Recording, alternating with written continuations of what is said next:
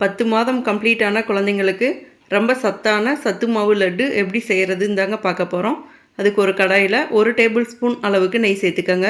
கூடவே 1 table spoon அளவுக்கு முந்திரி பருப்பு சேர்த்து லோ ஃப்ளேமில் வச்சு நல்லா வறுத்து எடுத்துக்கலாங்க. இது ஓரமாக இருக்கட்டும். அடுத்து அதே நெய்யில் 1½ கப் அளவுக்கு சத்து மாவு பவுடர் சேர்த்துக்கோங்க. கூடவே கொஞ்சமாக ஏலக்காய் தூள் சேர்த்துக்கோங்க. சேர்த்துட்டு லோ ஃப்ளேமில் வச்சு ஒரு 5 நிமிஷம் அளவுக்கு நல்லா வறுத்துக்கோங்க. இப்போ அடுப்பு ஆஃப் பண்ணிவிட்டு கம்ப்ளீட்டாக ஆற வச்சுக்கலாங்க. அடுத்ததாக ஒரு பேனுக்குள்ளே திரும்பவும் ஒரு 3/4 கப் அளவுக்கு வெல்லம் சேர்த்துக்கோங்க.